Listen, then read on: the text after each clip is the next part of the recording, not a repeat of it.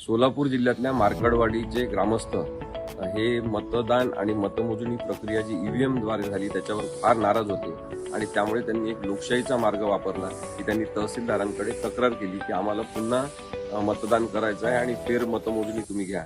परंतु तशा प्रकारची कोणती प्रक्रिया नसल्यामुळे त्यांनी तो अर्ज नामंजूर केलेला आहे आणि त्याला कंटाळून त्यांनी आपली स्वतःची एक लोकशाहीपूर्ण प्रक्रिया राबवण्याचं ठरवलं की आपण स्वतःच बॅलेट पेपरवर मतदान करायचं असं त्यांनी ठरवलं। या पार्श्वभूमीवर मोठ्या संख्येने पोलीस मार्कडवाडी या गावामध्ये जमलेले आहेत। 144 कलम लावलेला आहे, जमावबंदीचे आदेश दिलेले आहेत आणि पोलिसांनीच नागरिकांवर ग्रामस्थांवर आरोप केलेला आहे की जणू काही तेच कायदा आणि सुव्यवस्थेसमोर आव्हान तयार करणार आहेत। माझं सोलापूर ग्रामीण पोलिसांना सांगणं आहे की त्यांनी कोणत्याही प्रकारची अतिरेकी कारवाई गावकऱ्यांवर करू नये। ग्रामस्थ लोकशाही मार्गाने शांततामय मार्गाने बॅलेट पेपरवर आपलं मतदान करून स्वतःची मतमोजणी स्वतः करणार असतील तर त्याचा आता झालेल्या मतमोजणीवर कोणताही परिणाम होणार नाही। परंतु लोकशाहीमध्ये लोकांना असा प्रयोग करण्याचा हक्क आहे।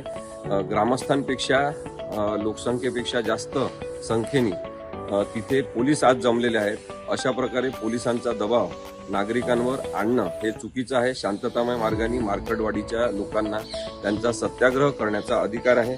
मला आज सकाळी ॲडव्होकेट अशोक वाघमोडे मार्कडवाडीचे, रणजित मार्कड सरपंच मार्कडवाडीचे, दत्तू दडस, लक्ष्मण मार्कड, विजय वाघमोडे यांचा फोन आला आणि त्यांनी सांगितलं की नातेपुते पोलिसांना आपण समज द्यावी। त्यामुळे मी हा व्हिडिओ करून त्या माध्यमातून पोलिसांना सांगू इच्छितो की त्यांनी मार्कडवाडीच्या ग्रामस्थांना त्यांचा लोकशाही हक्क वापरू द्यावा आणि प्रयोग करू द्यावा।